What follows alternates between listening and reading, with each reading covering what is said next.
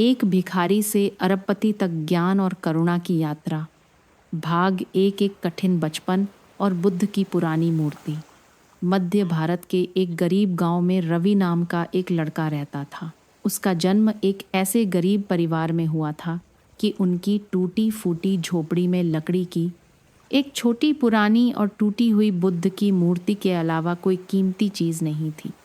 वह मूर्ति उसके दादाजी दशकों पहले गांव के मंदिर से लाए थे, जब मंदिर में आग लग गई थी। मूर्ति थोड़ी झुलस गई थी और पुजारी ने कहा था कि जिसके पास भी यह है वह इसे आस्था के एक टुकड़े के रूप में रखे। रवि के दादाजी ने उस मूर्ति को एक खजाने की तरह सहेजा, उसे अपने बेटे को दिया और फिर रवि के पिता ने उसे घर के एक कोने में एक साधारण सी वेदी पर रख दिया।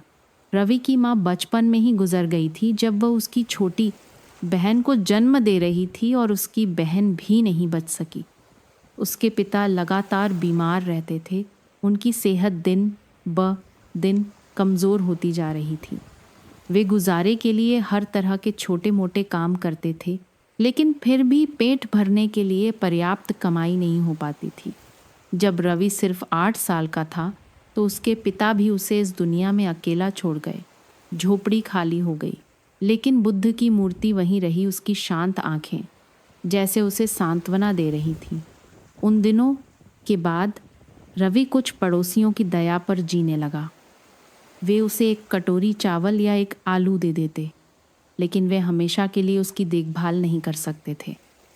धीरे धीरे वह एक आवारा बच्चा बन गया, जो गांव के बाजार और चौराहों पर भीख मांगकर अपना गुजारा करता था। वह छोटा और दुबला पतला था और उसकी बड़ी आंखों में हमेशा मासूमियत और उदासी का भाव रहता था। लोग दया करके उसे एक सिक्का दे देते, जबकि कुछ लोग उसे भगा देते, लेकिन अपने छोटे से कपड़े के थैले में वह हमेशा बुद्ध की उस पुरानी मूर्ति को रखता था, जिसे वह अपने परिवार की एकमात्र बची हुई निशानी मानता था। शुरू में रवि ने मूर्ति को केवल अपने माता पिता को याद करने के तरीके के रूप में रखा, ताकि उसे अकेलापन महसूस न हो। लेकिन धीरे धीरे उसने एक अजीब बात देखी। जब भी वह भीड़ भरे बाजार में मूर्ति को गले लगाकर बैठता, तो लोग रुककर उसके हाथ में कुछ सिक्के डालने की अधिक संभावना रखते थे। शायद भारतीयों के दिलों में बुद्ध और धर्म के प्रति स्वाभाविक आस्था थी, और एक गरीब लड़के को बुद्ध की मूर्ति पकड़े देखकर उनमें करुणा जाग उठती थी। इसलिए उस दिन से वह भीख मांगने के लिए हर जगह बुद्ध की मूर्ति अपने साथ ले जाने लगा। कई लोगों को यह दृश्य देखकर दुख और दया आती थी। फटेहाल कपड़ों में एक लड़के का एक पुरानी लकड़ी की मूर्ति को कसकर पकड़े हुए सड़क के किनारे सिकुड़कर बैठना काम पर या बाजार जाने वाले कई लोगों के लिए एक परिचित दृश्य बन गया था। एक बूढ़ी अम्मा ने तो उसे एक शकरकंद और एक रोटी देते हुए धीरे से सलाह दी, बेटा, भगवान तुम्हारे दिल में है, मूर्ति में नहीं। अगर तुम इसे अपनी आस्था के प्रतीक के रूप में रखते हो तो ये अच्छा है, लेकिन महत्वपूर्ण यह है कि तुम एक अच्छा जीवन जीना सीखो। रवि ने मासूमियत से सिर हिलाया, लेकिन हर बार जब वह मूर्ति को देखता तो उसे लगता था कि कोई उसके दुख को सुन रहा है। उसे विश्वास था कि बुद्ध की मूर्ति के कारण ही कई लोगों ने उसकी मदद की, जिससे वह जीवित रह सका। ठंडी बारिश की रातों में रवि किसी के खाली बरामदे के कोने में कांपते हुए बुद्ध की मूर्ति को गले लगा लेता। लकड़ी की मूर्ति खुरदरी और टूटी हुई थी, लेकिन उसके लिए यह सबसे गर्म आलिंगन था। वह मूर्ति से ऐसे फुसफुसाता जैसे वह अपने माता पिता से बात कर रहा हो। मुझे बहुत भूख लगी है, मैं बहुत थक गया हूँ। काश मेरे पास एक घर होता, हर दिन खाने के लिए भोजन होता।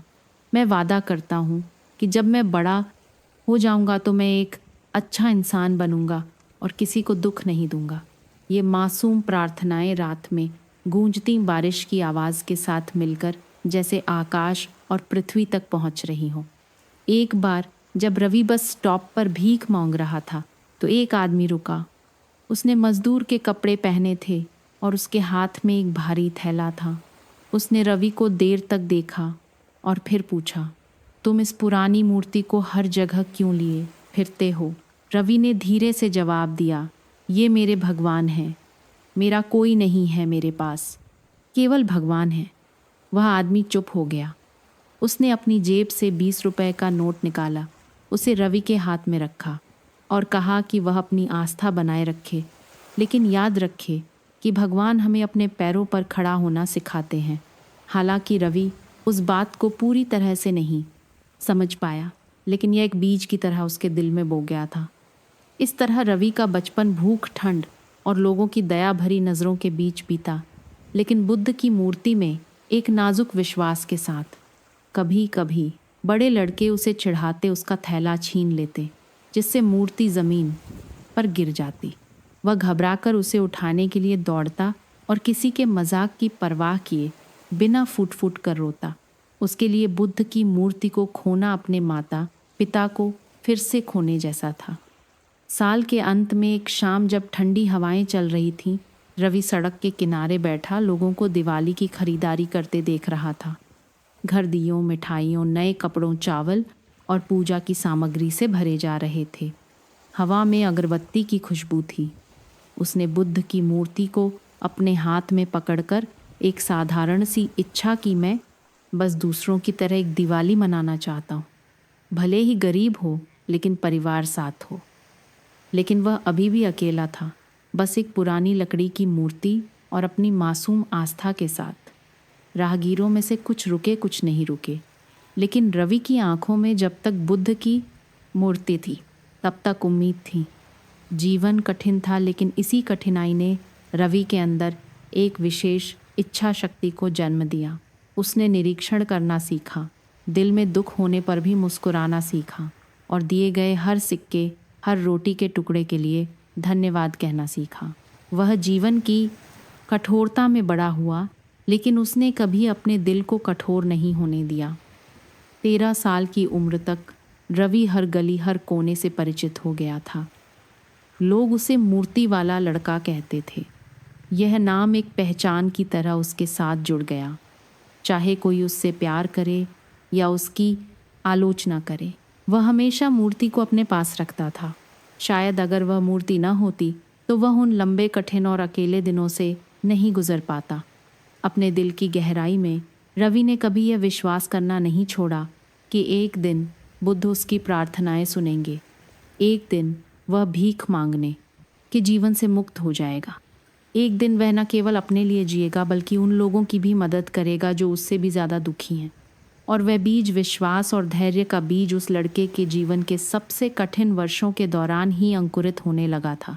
जब वह 14 साल का हुआ तो रवि छोटे शहर की धूल भरी सड़कों पर एक जाना पहचाना चेहरा बन चुका था। लोग उसे फटेहाल कपड़ों में बुद्ध की पुरानी मूर्ति को कसकर पकड़े हुए उस दुबले पतले लड़के को देखने के आदी हो गए थे, जिसकी बड़ी आंखों में हमेशा एक उदासी छाई रहती थी। रवि के पास अब कोई घर नहीं था, नहीं कोई रिश्तेदार था। उसका जीवन उसके नंगे पैरों और भीख मांगकर गुजारा करने वाली सड़कों तक ही सीमित था। दिन में रवि भीड़ भाड़ वाली जगहों जैसे बाजार, बस स्टैंड या पूर्णिमा के दिन मंदिर के सामने बैठता था। वह एक कोने में सिकुड़कर मूर्ति को कसकर पकड़े उम्मीद भरी आंखों से देखता रहता था। कभी कोई व्यापारी दया करके उसे एक शकरकंद या मुट्ठी भर चावल दे देता, तो कभी कोई राहगीर कुछ सिक्के फेंक देता और कभी कभी उसे डांटकर भगा भी दिया जाता था।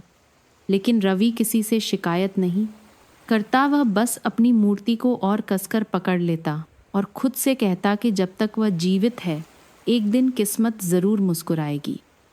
रात में रवि सोने के लिए कोई जगह ढूंढता, कभी बाजार के बरामदे में, कभी पार्क की बेंच पर या कभी सड़क के किनारे किसी खाली पड़े घर में। जब ठंडी हवा चलती तो वह अपनी लकड़ी की मूर्ति को ऐसे गले लगा लेता जैसे वही उसका एकमात्र सहारा हो। कई बार भूख के मारे उसे कूड़ेदान से फेंके हुए खाने के टुकड़े उठाकर खाने पड़ते थे। कई रातें उसने गर्म घरों से आती रोशनी को देखते हुए बिताई, जहां परिवार एक साथ बैठकर खाना खाते थे और उसकी आंखें भर आती थी। एक बार जब रवि बस स्टैंड पर भीख मांग रहा था तो कुछ युवकों ने उसे चिढ़ाया। उन्होंने दया दिखाने का नाटक करते हुए उसे बुलाया और फिर उसके हाथ से मूर्ति छीन ली। अरे देखते हैं इस लड़के के बुद्ध में सोना है, क्या एक ने हंसते हुए कहा। रवि घबराकर उसे वापस छीनने के लिए दौड़ा, रोते हुए विनती करने लगा, मुझे वापस दे दो, प्लीज़ मुझे वापस दे दो, वो मेरे भगवान हैं। वे युवक बस हंसते रहे और मूर्ति को एक खिलौने की तरह एक दूसरे को फेंकते रहे। जब एक बूढ़े रिक्शा वाले ने आकर उन्हें डांटा तब जाकर वे भागे। रवि ने अपनी मूर्ति को सीने से लगा लिया और ज़मीन पर बैठकर सिसकने लगा।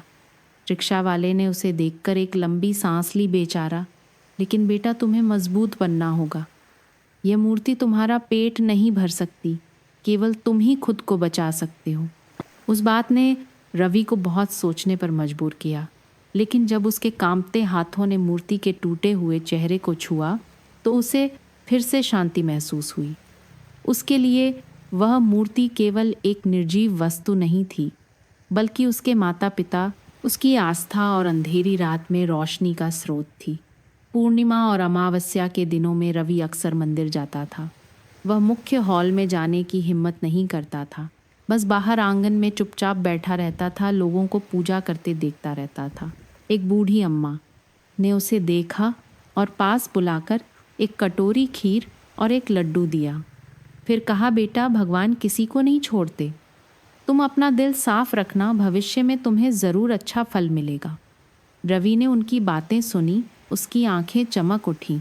उसने जल्दी से लड्डू खाया और हाथ जोड़कर ऐसे बुदबुदाने लगा जैसे प्रार्थना कर रहा हो।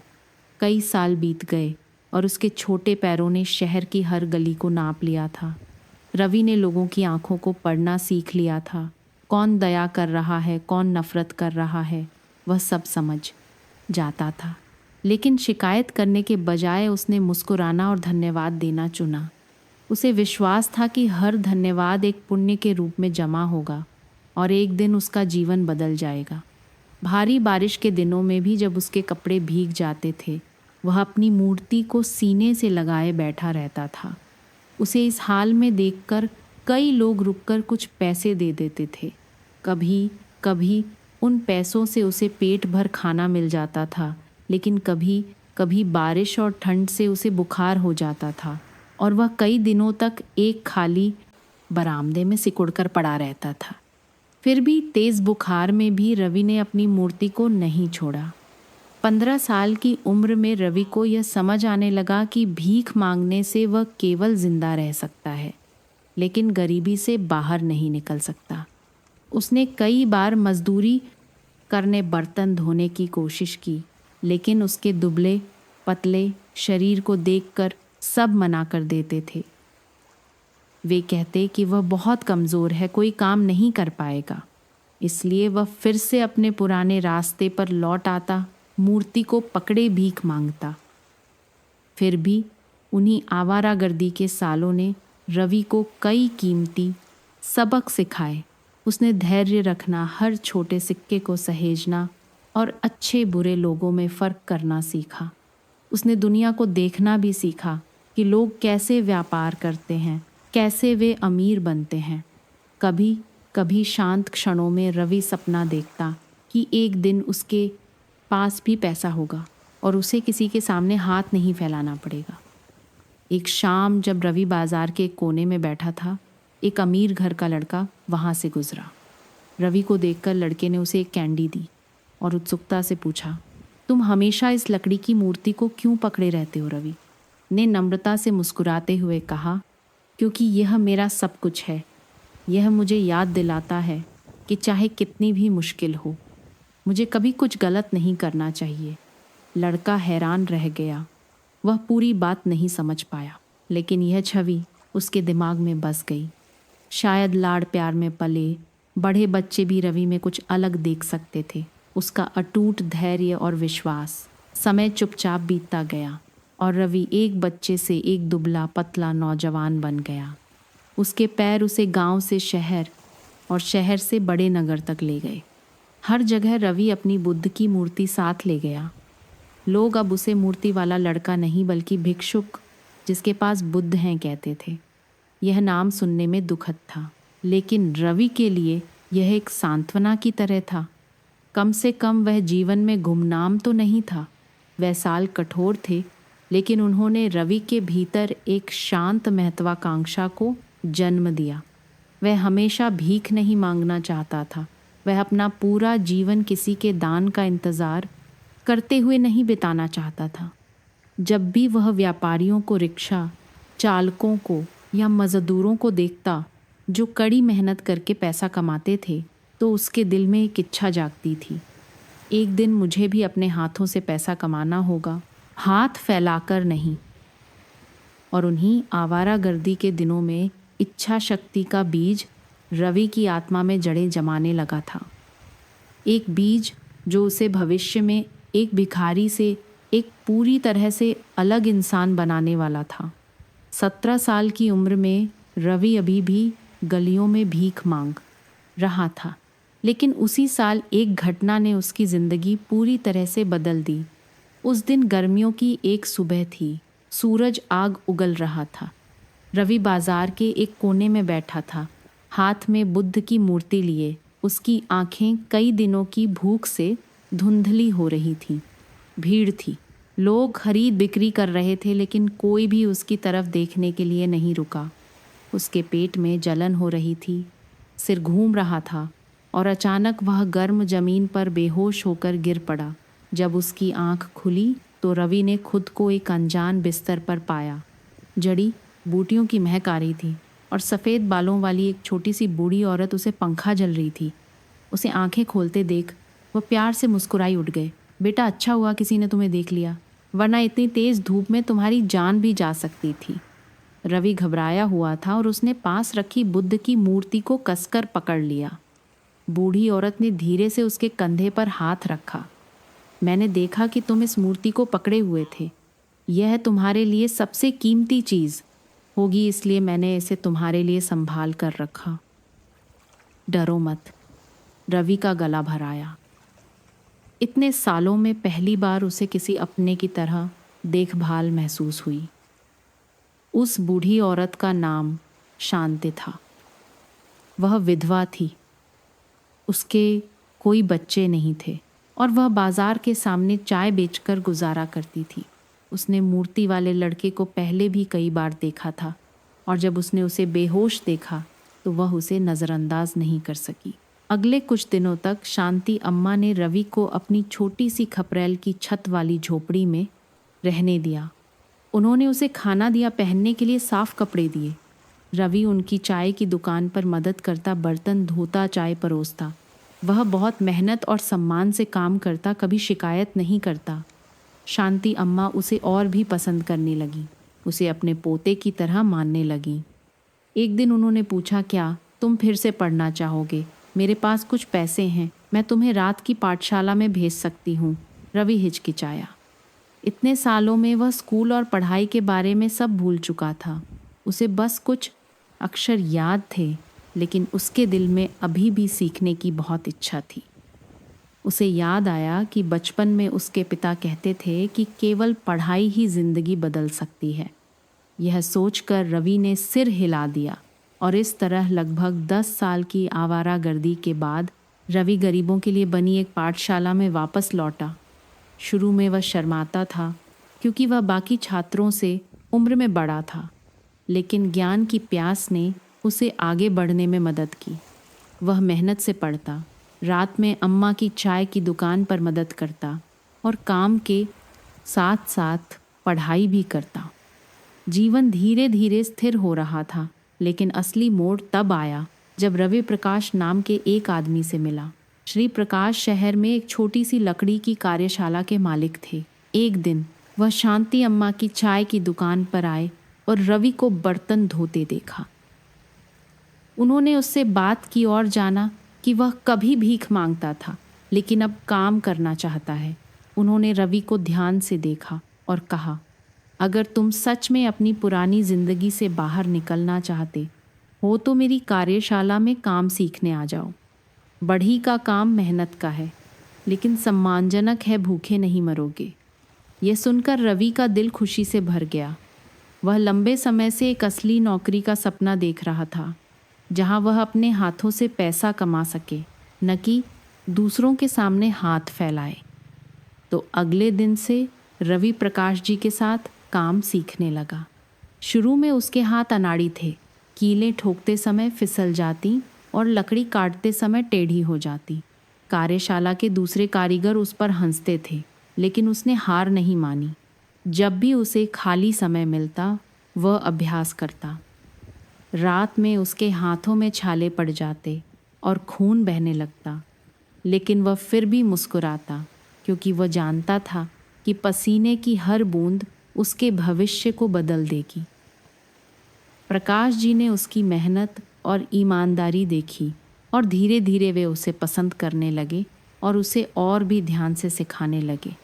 उन्होंने कहा, बेटा, सिर्फ काम करना मत सीखो, सोचना भी सीखो।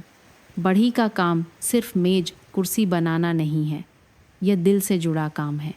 ऐसा काम करो कि लोग उस पर भरोसा करें। जब वे तुम्हारे उत्पाद को टिकाऊ और सुंदर पाएंगे, तभी तुम इस पेशे में लंबे समय तक टिक पाओगे। रवि ने उन शिक्षाओं को अपने दिल में बसा लिया। उसने यह देखना शुरू कर दिया कि प्रकाश जी कैसे व्यापार करते हैं, लागत की गणना कैसे करते हैं और ग्राहकों के साथ अपना वचन कैसे निभाते हैं। पहली बार रवि को एहसास हुआ कि पैसा कमाना सिर्फ शारीरिक श्रम से नहीं होता, बल्कि दिमाग और दिल की भी ज़रूरत होती है। अगले कुछ वर्षों में रवि ने काम करते हुए सीखा। वह अब आवारा भिक्षुक नहीं था, बल्कि एक मेहनती युवक बन गया था। शांति अम्मा उसे बड़ा होते देख बहुत खुश होती थीं। कई बार वह कहती थीं कि वह ज़्यादा दिन नहीं जिएंगी, लेकिन उसे इस तरह देखकर उन्हें शांति मिलती है। एक और त्रासदी हुई जब रवि 20 साल का था। शांति अम्मा गंभीर रूप से बीमार पड़ गईं। मरने से पहले उन्होंने रवि का हाथ पकड़कर फुसफुसाते हुए कहा, मेरे पास तुम्हें देने के लिए कुछ नहीं है। मैं बस उम्मीद करती हूँ कि तुम एक अच्छा जीवन जियोगे। और याद रखना, चाहे अमीर हो या गरीब, दूसरों की मदद करना कभी मत भूलना। रवि फूट फूट कर रोया और उनका हाथ पकड़ लिया। अपनी ज़िंदगी में दूसरी बार उसने किसी प्रियजन को खोया था, लेकिन इस बार वह पहले की तरह अकेला नहीं था, क्योंकि अब उसके दिल में बढ़ईगीरी का हुनर और अम्मा की शिक्षाओं का सहारा था। उनके निधन के बाद रवि ने अपना सारा ध्यान काम में लगा दिया। वह दिन रात काम करता, मुश्किल काम भी करने को तैयार रहता, जिसे कोई और नहीं करना चाहता था। इसके कारण ग्राहकों का उस पर भरोसा बढ़ गया और उसने कुछ पैसे बचाने शुरू कर दिए। उन्हें खर्च करने के बजाय वह उन्हें जमा करता था, और यहाँ तक कि एक हिस्सा अपनी तरह के आवारा बच्चों की मदद करने के लिए भी रखता था। एक दिन उसकी मुलाकात उसी लड़के से हुई जिसने सालों पहले उसे कैंडी दी थी। अब वह बड़ा हो गया था और उसने रवि को तुरंत पहचान लिया। आप अभी भी वह बुद्ध की मूर्ति रखते हैं? रवि मुस्कुराया।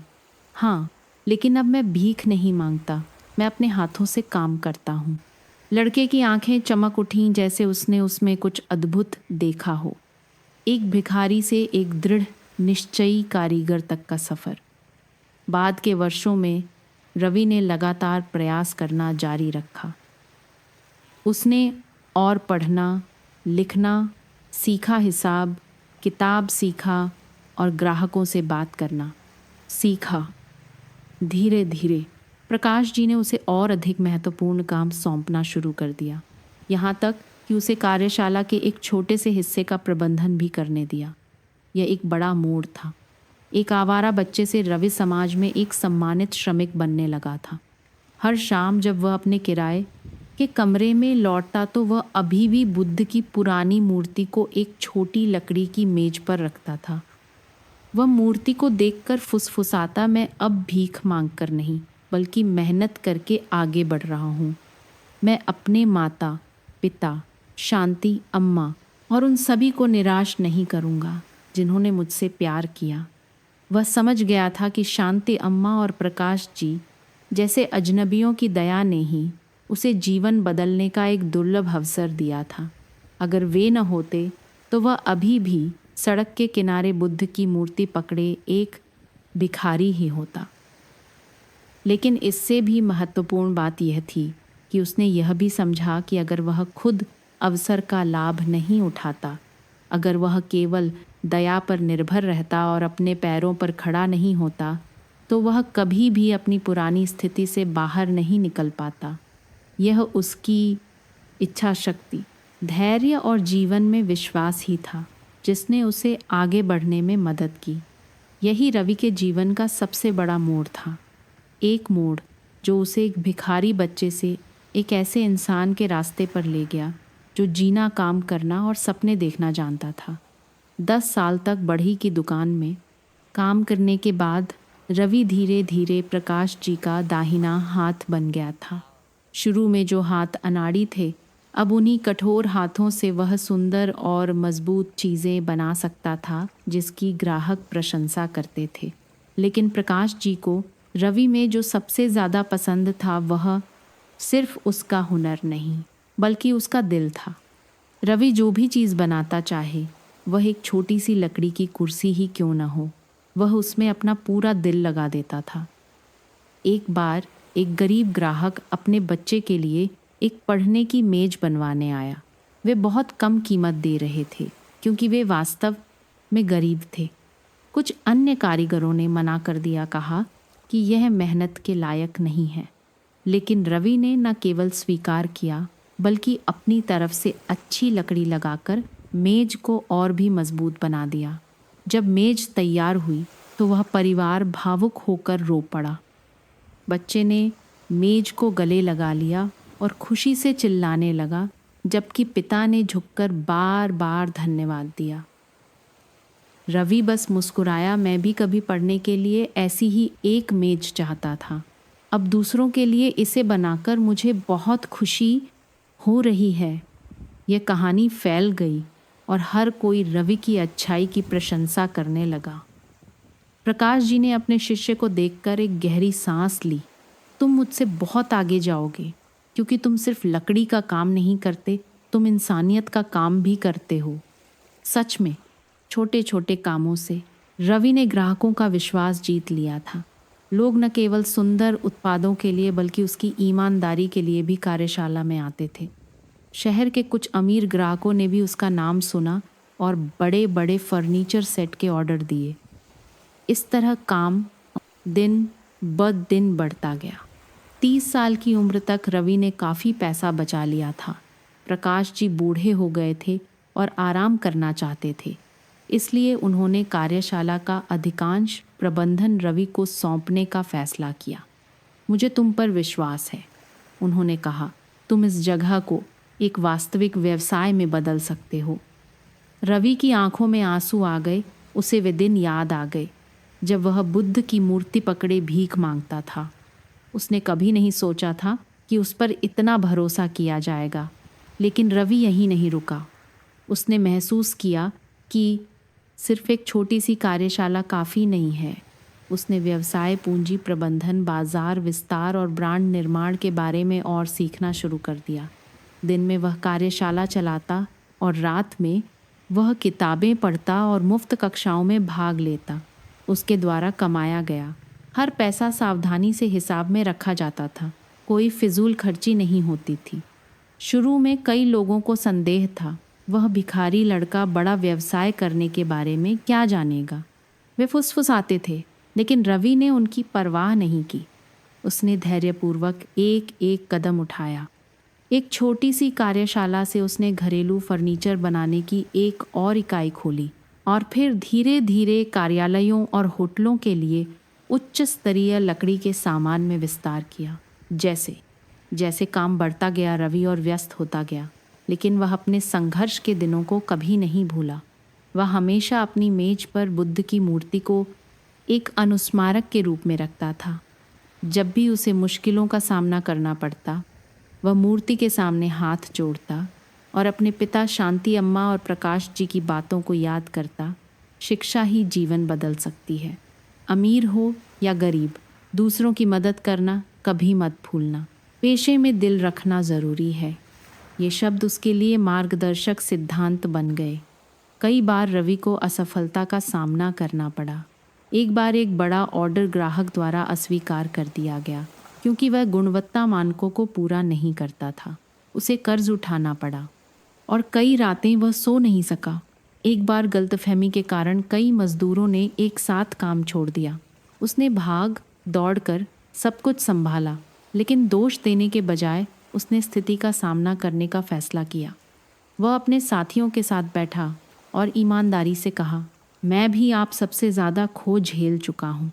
मैं नहीं चाहता कि यहाँ किसी को भी उस स्थिति का सामना करना पड़े। अगर कोई गलती हुई है तो मैं उसे सुधारूंगा। हम सब मिलकर फिर से शुरुआत करते हैं। यह सुनकर कई लोग भावुक हो गए और काम पर लौट आए। उन्होंने कहा, यह मालिक अलग है। वह कारीगरों का अपमान नहीं करता, वह झुककर माफ़ी मांगना जानता है। इसी ईमानदारी ने अच्छे लोगों को उसके साथ बनाए रखा। रवि उन्हें केवल मजदूर नहीं मानता था, बल्कि भाई मानता था। हर त्योहार पर वह समान रूप से बोनस देता और गरीब परिवारों के लिए अलग से उपहार भी रखता था।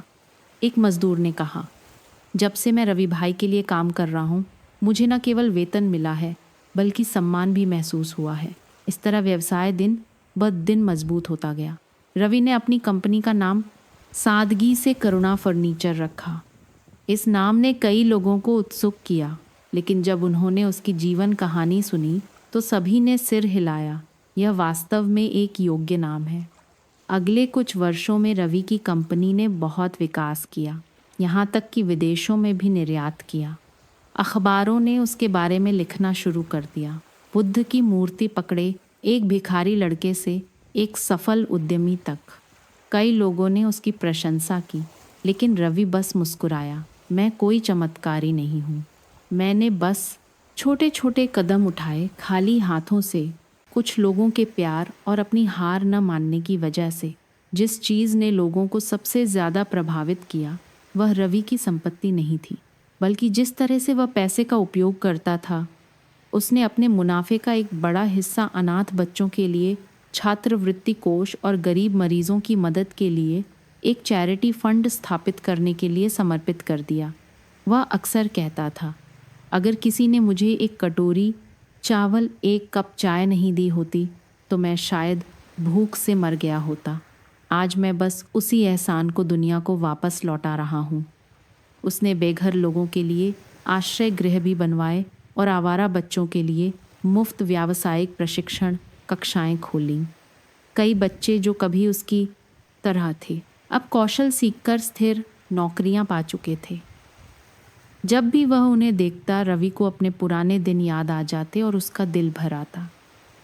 एक शाम जब कंपनी स्थिर हो चुकी थी, रवि अपने कार्यालय में अकेला बैठा अपनी मेज़ पर रखी पुरानी बुद्ध की मूर्ति को देख रहा था।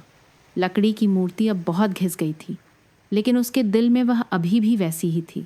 उसने फुसफुसाया, अब मैं हाथ फैलाकर भीख नहीं मांगता।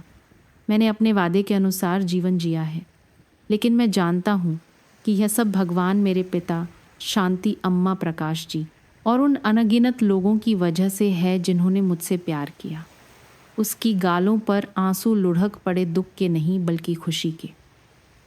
उसने एक लंबा सफ़र तय किया था, एक फटेहाल आवारा बच्चे से एक सफल उद्यमी तक। लेकिन सबसे महत्वपूर्ण बात यह थी कि उसने अपनी दयालुता को बनाए रखा था। रवि की कहानी कई लोगों के लिए प्रेरणा बन गई।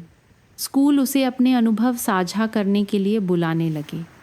वह सैकड़ों छात्रों के सामने खड़ा होता, अपने बचपन की भीख मांगने, मूर्ति को पकड़े हर जगह घूमने की कहानी सुनाता। छात्र चुपचाप सुनते, कई की आंखों में आंसू आ जाते। उसने कहा, आप लोग मुझसे बहुत ज़्यादा भाग्यशाली हैं। कभी भी पढ़ाई मत छोड़ना, कभी हार मत मानना और सबसे महत्वपूर्ण एक अच्छा इंसान बनना मत भूलना, क्योंकि केवल दयालुता ही एक इंसान को वर्ण खड़ा रखती है, तब भी जब वह अमीर हो जाता है। रवि का उत्थान केवल अमीर बनने की कहानी नहीं थी, बल्कि एक इंसान बनने की कहानी थी। उसने साबित कर दिया कि गरीब पृष्ठभूमि किसी का पूरा जीवन तय नहीं करती, कि एक भिखारी लड़का भी उद्यमी बन सकता है अगर उसके पास विश्वास, इच्छा शक्ति और करुणा हो। और उन्हीं कठिनाई भरे वर्षों के कारण रवि ने साझा करने के मूल्य को और भी गहराई से समझा। वह अमीर था, लेकिन आडंबरपूर्ण जीवन नहीं जीता था। उसका घर साधारण था, उसकी कार भी बस पर्याप्त थी। लोगों ने पूछा कि वह आनंद क्यों नहीं लेता। वह हंसा, मैं सड़कों पर सोया हूँ, बचा हुआ खाना खाया हूँ। अब मेरे पास एक मजबूत छत है, पहनने के लिए कपड़े और खाने के लिए भोजन है। यही काफ़ी है। बाकी पैसा उन लोगों की मदद करने के लिए है जो मेरी तरह ही खो में हैं। यही रवि का अंतर था। एक अरबपति जो सिर्फ पैसे से नहीं बल्कि करुणा से भी अमीर था। जब वह एक अरबपति बन गया तो कई लोगों ने सोचा कि वह एक शानदार जीवन का आनंद उठाएगा। लेकिन जिस व्यक्ति ने इतनी कठिनाइयां झेली थीं, जो कभी बुद्ध की पुरानी मूर्ति को पकड़े भीख मांगता था, उसके लिए धन कभी अंतिम लक्ष्य नहीं था। वह अच्छी तरह जानता था कि भूख क्या होती है, अपमान की नज़रें कैसी होती हैं, और एक अजनबी से एक कटोरी चावल या थोड़ी सी मदद पाने की खुशी क्या होती है। इन्हीं यादों ने उसके दिल को दूसरों के दुख के प्रति कभी ठंडा नहीं होने दिया। अपने व्यवसाय की सफलता के शुरुआती दिनों से ही उसने करुणा प्रकाश नामक एक चैरिटी फंड की स्थापना की थी। शुरू में फंड में कंपनी के मुनाफे से निकाले गए कुछ लाख रुपए ही थे, जिनका उपयोग गरीब बच्चों को स्कूल भेजने और गंभीर रूप से बीमार लोगों की मदद करने के लिए किया जाता था। लेकिन जैसे जैसे उसका व्यवसाय बढ़ता गया, फंड एक बड़े संगठन में विकसित हो गया, जिसकी शाखाएं पूरे भारत में थीं। लोग अक्सर उस साधारण अरबपति को सफ़ेद शर्ट और काली पैंट में दूर दराज के गांवों में लोगों के साथ उनकी अस्थायी झोपड़ियों में बैठे देखते थे। वह सिर्फ पैसा नहीं देता था, बल्कि अपने हाथों से कंबल, दूध के डिब्बे और बच्चों को किताबें भी देता था। कई लोग हैरान होकर पूछते कि वह खुद इतनी मेहनत क्यों करता है, अपने कर्मचारियों को क्यों नहीं भेजता। वह बस मुस्कुराता, मैं अपनी आँखों से देखना और अपने कानों से सुनना चाहता हूँ कि लोगों को क्या चाहिए। जब मैं एक बूढ़ी अम्मा के कांपते हाथों को छूता हूँ या एक बच्चे के रोने की आवाज़ सुनता हूँ, तभी मैं वास्तव में समझ पाता हूँ और महसूस करता हूँ कि मेरे काम का कोई मतलब है। जिस चीज़ के लिए लोग उसका सबसे ज़्यादा सम्मान करते थे, वह ये थी कि वह कभी दिखावा नहीं करता था। जब भी मीडिया उसकी चैरिटी गतिविधियों के बारे में रिपोर्ट करना चाहता, तो वह हमेशा मना कर देता, बस चुप रहने का अनुरोध करता। वह अक्सर कहता था, मैं चैरिटी दुखी जीवन को सांत्वना देने के लिए करता हूँ, प्रशंसा पाने के लिए नहीं। लेकिन अच्छाई की खुशबू खुद फैल जाती है। लोग उसे भारत का सबसे दयालु अरबपति कहने लगे। एक बार जब बाढ़ ने मध्य भारत को तबाह कर दिया, दर्जनों गांव बह गए और हजारों परिवार बेघर हो गए। जबकि कई लोग अभी भी चंदा इकट्ठा करने की योजना बना रहे थे, उसने तुरंत सैकड़ों करोड़ रुपए ट्रांसफ़र किए और सीधे बाढ़ प्रभावित क्षेत्र में पहुंच गया। उसे कमर तक पानी में खड़े होकर लोगों के साथ चावल की बोरियां और नूडल्स के डिब्बे ले जाते देख हर कोई भावुक हो गया। बाढ़ में अपने माता पिता को खोने वाले एक लड़के को उसने गोद ले लिया, उसे अपने साथ शहर ले आया, उसकी देखभाल की और उसे अच्छी शिक्षा दी।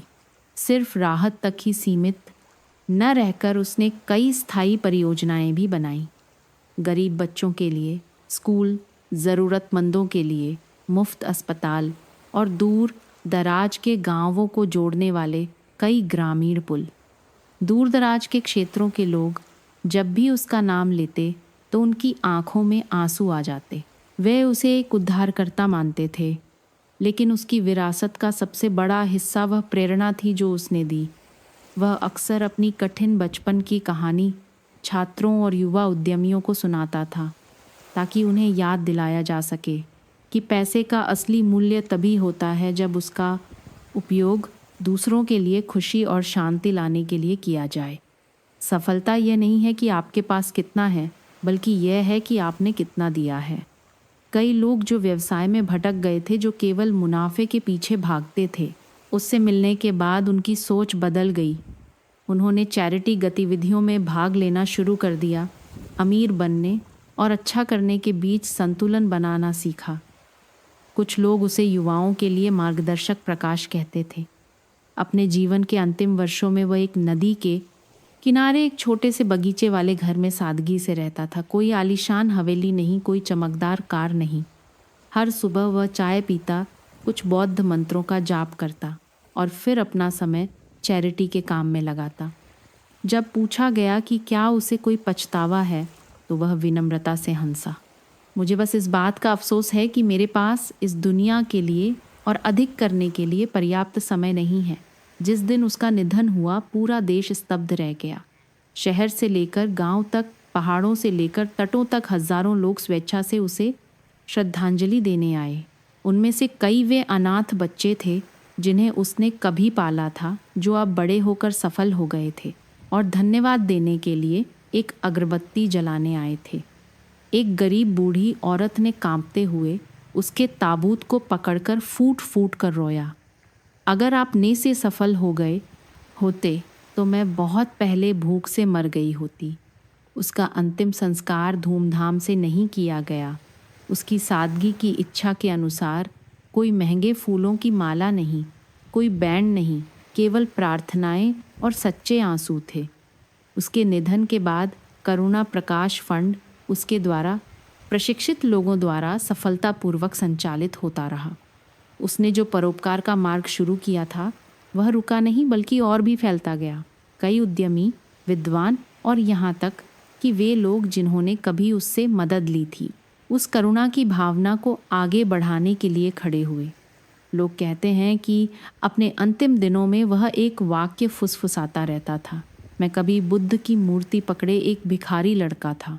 बुद्ध ने मुझे सिखाया कि करुणा ही शाश्वत संपत्ति है, और शायद यही कहावत उसकी सबसे बड़ी विरासत बन गई।